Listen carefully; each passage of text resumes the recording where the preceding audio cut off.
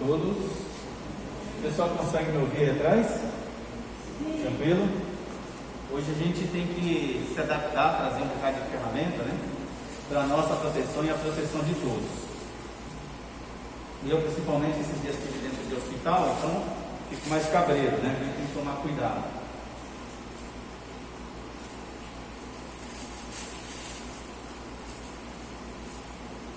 É para proteger vocês. Eu trouxe esse estudo aqui, que é meio chato. Vocês conseguem me ouvir com isso aí? Tranquilo? Então vamos lá. Vou ficar parecendo um astronauta aqui, né?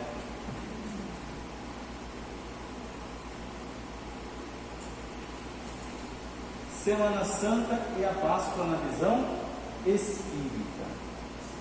A gente vê aí essa cena, né, da Santa Ceia, Jesus na mesa com os apóstolos,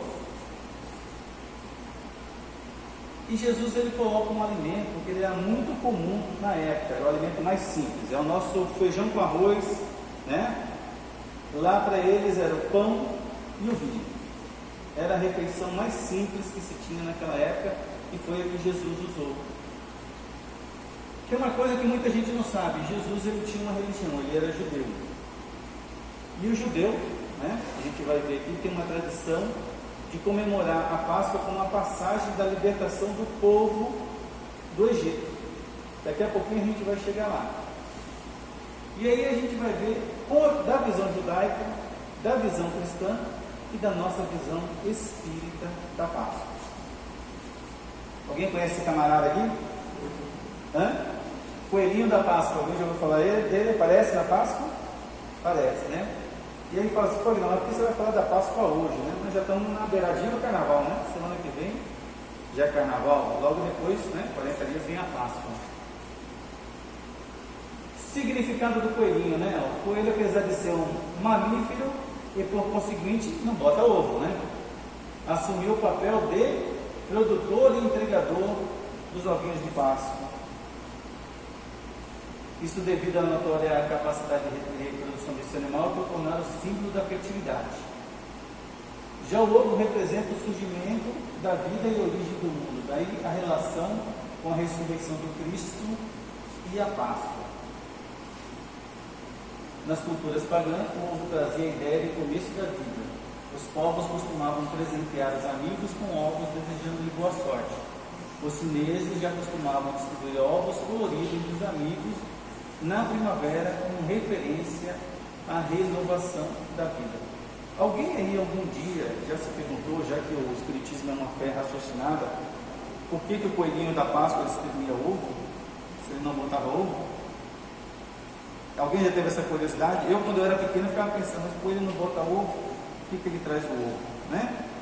Então está explicado, uma série de mitos, né, da antiguidade, de algumas religiões, inclusive pagãs, que tinham esse hábito, e aí foi se fundindo as culturas e surgiu esse mito do ovo da Páscoa.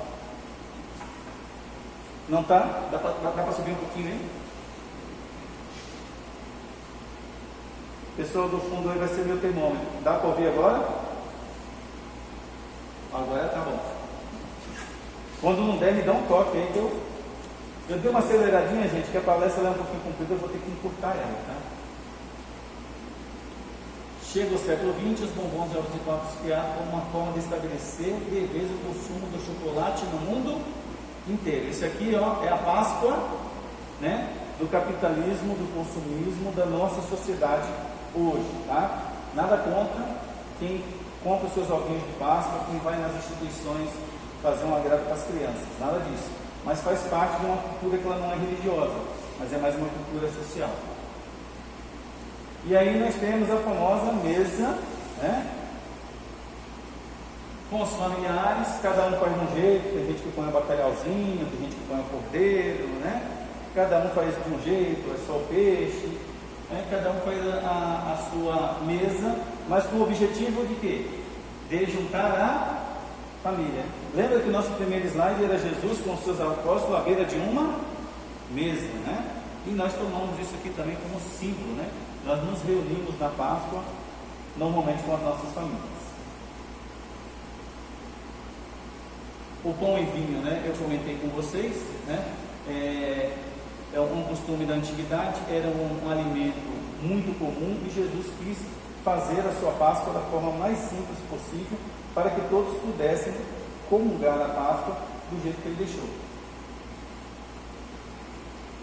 Na Páscoa da antiga lei era sacrificado um cordeirinho. No Novo Testamento, a vítima pascual é Jesus Cristo, chamado Cordeiro de Deus ou Cordeiro Pascal.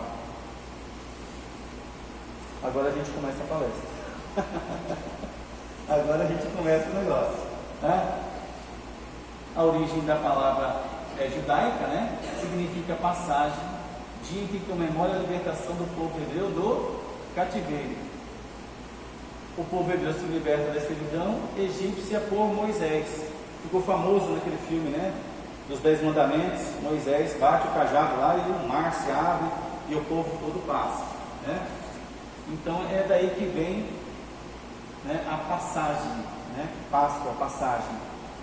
E aí o povo hebreu passou a comemorar muito essa data. E Jesus, né, que era judeu, também comemorava a Páscoa, lembrando dessa passagem. Isso vai ser um pouquinho importante para a gente daqui a pouquinho lá na frente.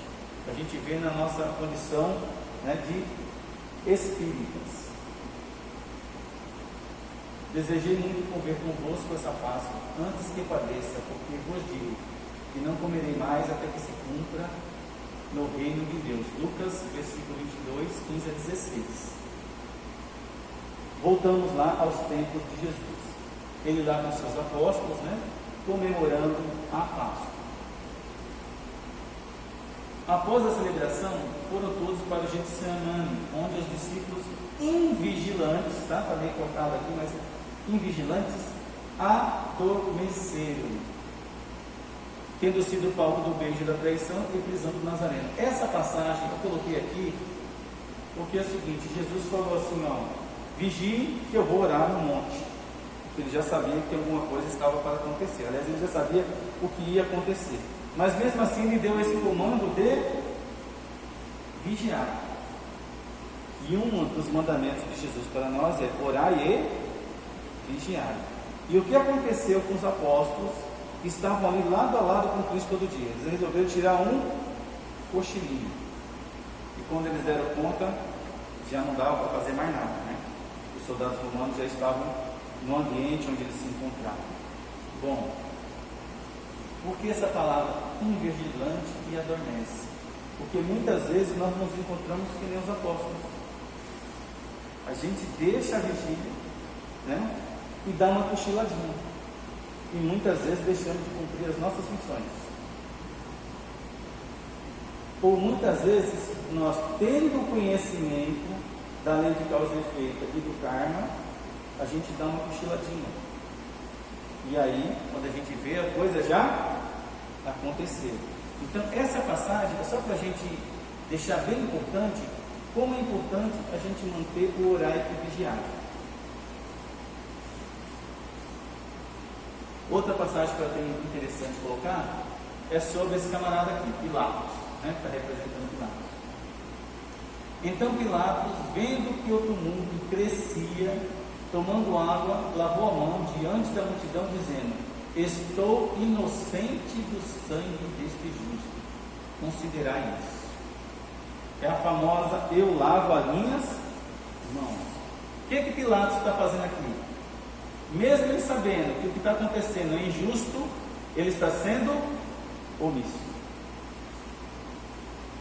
A maioria de nós espíritas vamos prestar conta não do que nós fizemos, mas do que nós deixamos de fazer. Muito de nós nos omitimos e não cumprimos muitas vezes a nossa missão como deveríamos cumprir.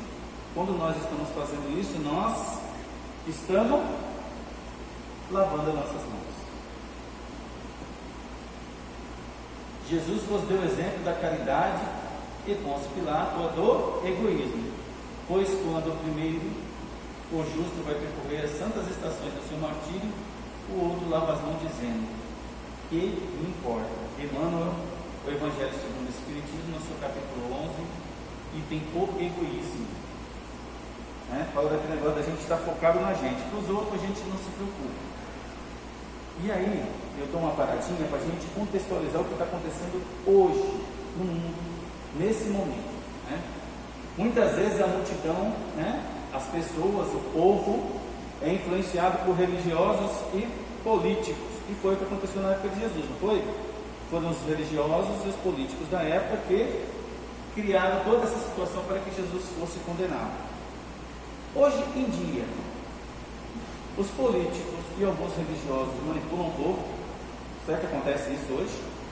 Ou era só lá na época de Jesus? E nós, como espírita, o que nós fazemos sobre isso? Ficamos quietinhos? Lavamos as mãos? Ou a gente tenta esclarecer? É um questionamento para a gente levar para a nossa casa, para o nosso dia a dia, né? Hoje, mais do que nunca, isso acontece. E outra coisa que ele fala, que me importa. Hoje, com essa situação até da pandemia, a gente não pode cuidar só da gente. A gente tem que cuidar dos nossos filhos, dos amiguinhos dos nossos filhos, dos nossos parentes, dos nossos vizinhos. Porque se a gente não se preocupar, a coisa cresce de forma exponencialmente. Se a gente perceber esse grande karma da humanidade que está acontecendo agora, muitas vezes é por causa disso aqui, ó. O que me importa? Tem muita gente lavando as mãos, tocando bonde lá, e seja o que Deus quiser, né? E aí o que acontece? Acaba proliferando. A gente vê que normalmente nos locais onde as pessoas se resguardam mais, o índice de contaminação pela doença é menor. Onde as pessoas se expõem mais, o índice da doença é maior. Tanto é que durante as festas, né, houve uma proliferação de 300%, 400% do crescimento. Então as pessoas hoje elas têm que entender que nós passamos por um karma coletivo e cada um tem que cuidar de si e cuidar do próximo para que a gente vença mais esse flagelo da humanidade. Assim como os nossos antepassados, né, venceram a peste espanhola, venceram a varíola, né? Alguns da minha época aí venceram a meningite, né? Deve ter passado pela situação da meningite. Então, todo período tem algum tipo de problema coletivo que é a humanidade que tem que se juntar e resolver. E aqui, né, uma das partes mais conhecidas por todos é o Cristo, né, dizendo ao Pai: Pai, eles não sabem o que estão fazendo.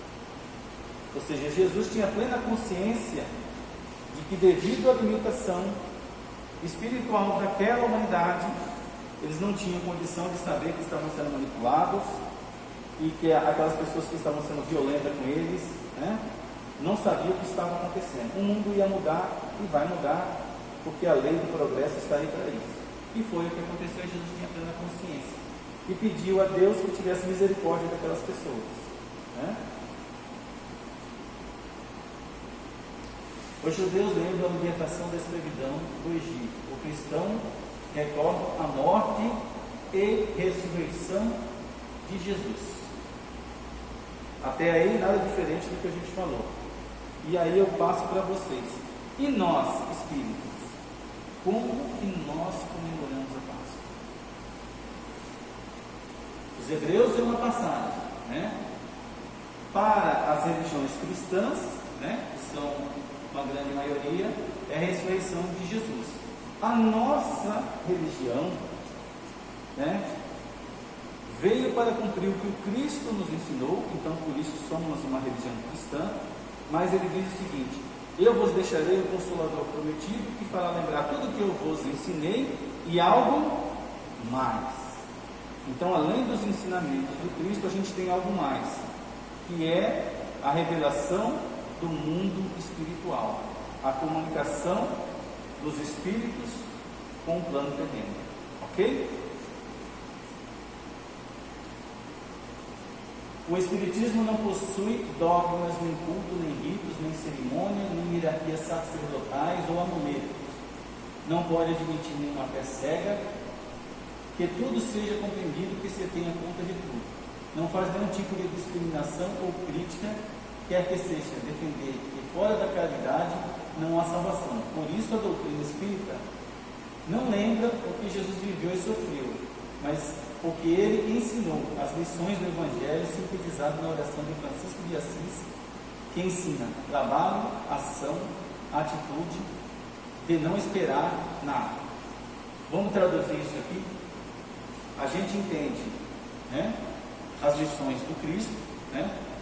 A gente entende que fora da caridade não há salvação, mas que a fé sem ação é uma fé morta. Então, na visão espírita, a Páscoa não é só uma passagem.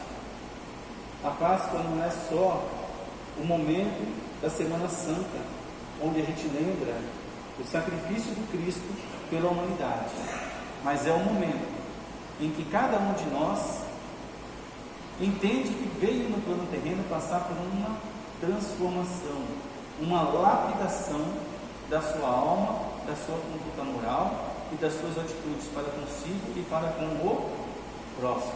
Está aí a diferença da nossa visão de Páscoa, da visão do mundo e da visão de algumas religiões, tá? Não estou dizendo que a nossa é melhor e nem que eles estão errados. É apenas uma visão diferente, uma visão com um complemento, ok? Bom, aqui a oração de São Francisco, eu vou dar uma adiantadinha que a maioria já conhece, né? A Páscoa pode ser interpretada como a nossa libertação da ignorância das mazelas humanas para o conhecimento e comportamento ético-moral. A travessia do Mar Vermelho representa a dificuldade para transformação e a ressurreição moral, o despertamento nosso em espírito para sairmos da morte espiritual. Essa morte espiritual está aqui, ó. Erros, inércia, né, que é a nossa omissão, né, o lavar as mãos de Pilatos, né, não fazer nada, quando a gente poderia fazer alguma coisa, né? Vício, né, a usura, né, aquela mania do escorpião no bolso, né, tira a mão no bolso para ajudar ninguém, né? Na direção da vivência correta e plena das nossas potencialidades espirituais. O que é potencialidade espiritual?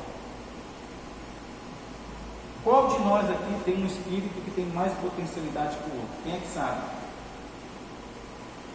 Ninguém, não é verdade? Que a nossa missão aqui não é medir quem é mais ou quem é menos. Mas conhecer os nossos potenciais é uma obrigação nossa como pessoa e como espírito. Então, por isso que fala aqui, ó, das nossas plenas potencialidades espirituais. Cada um de nós aqui desenvolve uma missão totalmente diferente do outro e de forma totalmente diferente.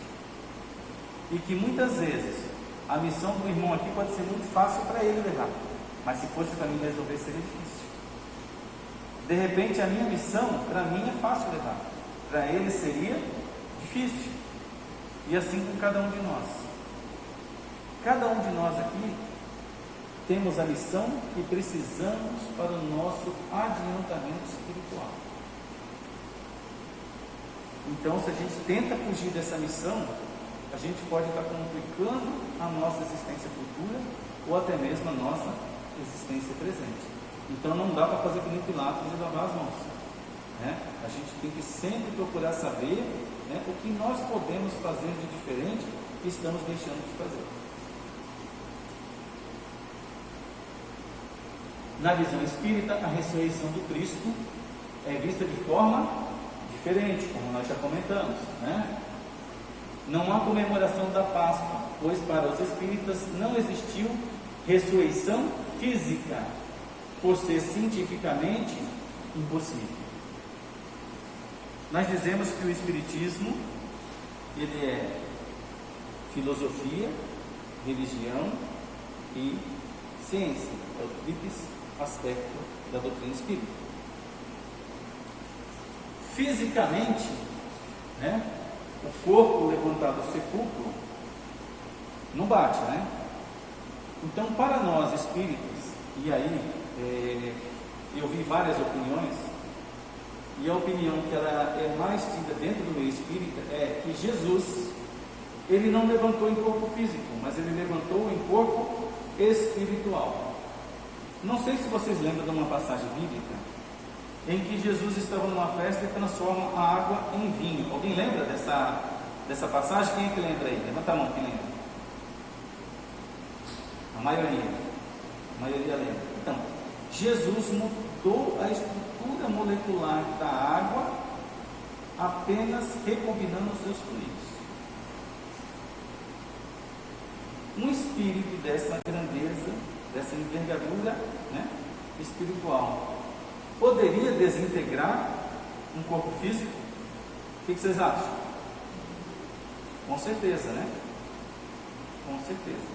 Ele poderia fazer com que esse corpo físico dele, que não precisava mais, se desintegrasse. E começou a utilizar o quê? Um corpo perispiritual, a qual ele densificou para que as pessoas pudessem tocá-lo. Mas em alguns momentos ele fala: você não pode me tocar, porque aquele corpo não estava numa situação de densidade perispiritual. E muitas vezes ele aparece para as pessoas que ficaram do lado dele, que ceiaram com ele, que aprenderam o Evangelho com ele, e as pessoas não o reconheciam. Ora, como não pode reconhecer? Eu tenho certeza que alguns de vocês já me viram aqui alguma vez. Se me encontra na rua, é capaz de me reconhecer. Agora, como que você convive comigo durante 3 anos e me encontra na rua e não me reconhece? Porque tem alguma coisa diferente em mim, alguma coisa mudou. Então Jesus, ele estava com outro tipo de corpo, né? Algumas religiões chamam de corpo glorificado, corpo energético. Nós chamaremos de corpo perispiritual. O que houve foi uma aparição do corpo espiritual, que é algo natural à vida de Jesus, cheio de exemplo. Aqui, né, no que concerne a ressurreição, podemos dizer que a interpretação tradicional aponta para a possibilidade do reagrupamento da estrutura corporal do Cristo no pós-morte, situação totalmente rechaçada pela ciência, em virtude da deterioração do envoltório físico, né? Nessa passagem aqui, ó, essas pessoas estavam com Jesus no seu dia a dia e não o reconheceram. Muitas vezes Jesus brilhava tanto, tinha um brilho tão grande, que ele foi confundido com um fantasma, né? As pessoas achavam que era um fantasma, até que reconhecer que era o Cristo que estava ali. Mas como explicar então as aparições de Jesus nos 40 dias póstumos mencionados pelos religiosos na alusão da Páscoa? Após a sua ressurreição, Jesus ainda fica 40 dias sobre a terra, e nesses 40 dias, né, tem a famosa passagem dele, né, que ele aparece em outros locais e desaparece diante dos olhos de todos e aparece em outro local, né? Isso só seria possível com um corpo perispiritual, com um corpo físico não seria possível. A fenomenologia espírita mediúnica aponta para as manifestações psíquicas descritas como mediunidade. Em alguns casos, somente uma ou outra pessoa viu Cristo, as outras não viram. Tá? Isso enfoca mais também nessa parte perispiritual. Maria de Magdala, em algumas ocasiões, com a conversa de Maria de Magdala, que havia ido até o sepulcro para depositar algumas flores e orar, perguntando a Jesus, como se fosse o jardineiro após ver a lápide removida, para onde levaram o corpo do mestre. Essa mulher era tida como uma das apóstolas preferidas do Cristo. Viu até um pouquinho de ciúme entre, né, os apóstolos, Maria Madalena ou Maria de Magdala. Como uma pessoa que viveu tão intimamente próximo do Cristo não o iria reconhecer, a menos que ele tivesse diferente? Ela pensou que era o jardineiro. Só depois ela reconhece que é o Cristo que está diante dela. Podemos estar diante da materialização, isso é, a utilização do fluido ectoplasmático de seres encarnados ou de elementos da natureza, para possibilitar ao Espírito ser visto por todos. E aí, essa materialização é tão densa que Tomé consegue tocar e sentir as chagas do Cristo. E fala, eu acredito que toquei, né?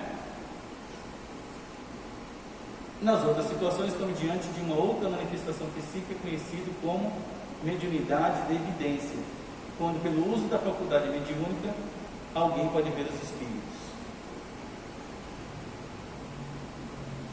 E aí vem a nossa principal mensagem, né, dessa noite. Nesta Páscoa, lembre de reverenciar os belos exemplos de Jesus, que o imortalizaram e nos guiaram para um dia também estarmos na condição experimentada por Ele, ou seja, de sermos deuses, fazendo brilhar a nossa luz. Comemore uma outra Páscoa, fazer brilhar a nossa luz. Como que a gente faz brilhar a nossa luz?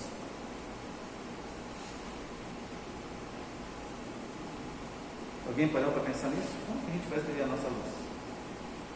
Acender uma lanterna, ficar embaixo do holoforte? Nada disso, né?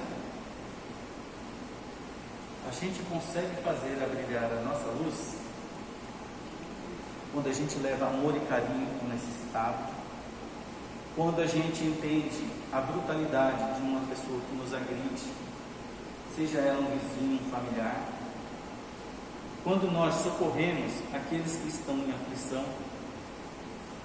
Todas as vezes que nós formos amparo para qualquer tipo de necessidade física, espiritual, psicológica, emocional, nós estamos sendo luz na vida de alguém.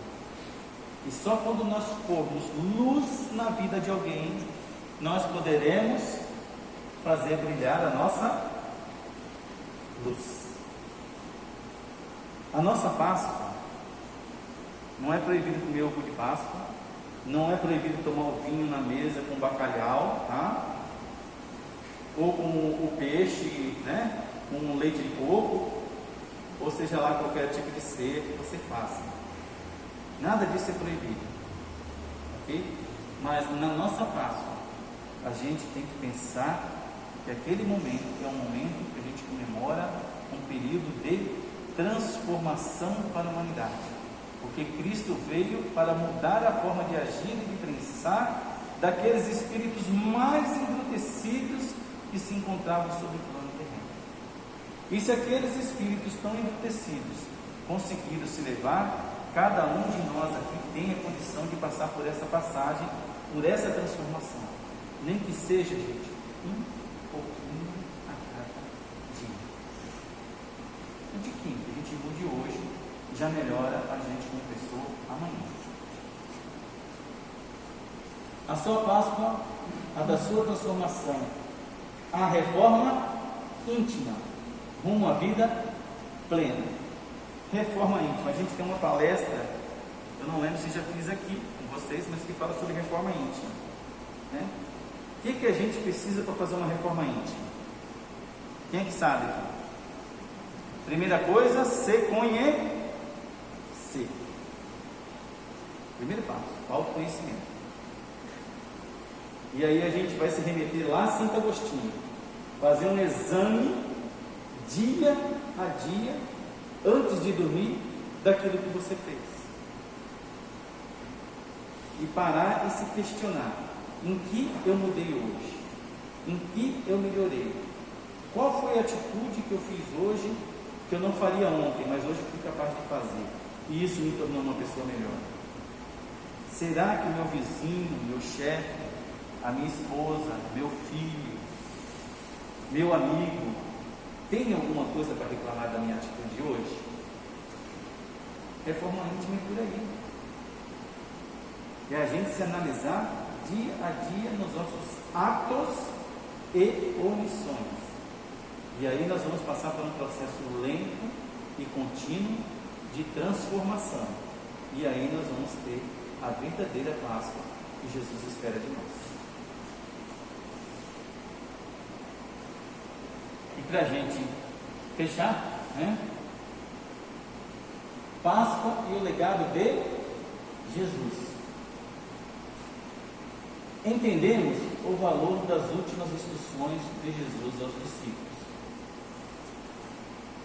Filhos, ainda por um pouco estou convosco, vós me buscareis. Mas como tenho dito aos judeus, para onde eu vou, não podeis vos ir. Eu vos digo também agora, um novo mandamento vos dou, que vos ameis uns aos outros, como eu vos ameis a vós, que também vós uns aos outros vos ameis. Nisto conhecerão que sois meus discípulos, se vos amardes uns aos outros. Chave da ciência cristã, o amor. Resumindo, a Páscoa espírita, ela se baseia na passagem de uma vida de ignorância, de trevas pessoal, para uma vida de mudança e transformação, que começa de dentro para fora. E que a gente possa ter uma fé no Cristo e amar os nossos semelhantes. Mas somente a prece e a oração não é suficiente.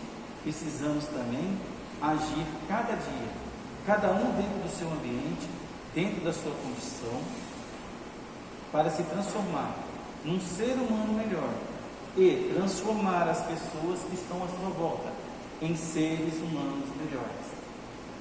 Se nós conseguirmos fazer essa transformação pessoal e de nossos semelhantes, nós podemos dizer que estamos vivenciando a Páscoa que Jesus nos deixou como herança, a da mudança e da transformação. Meu muito obrigado a todos vocês.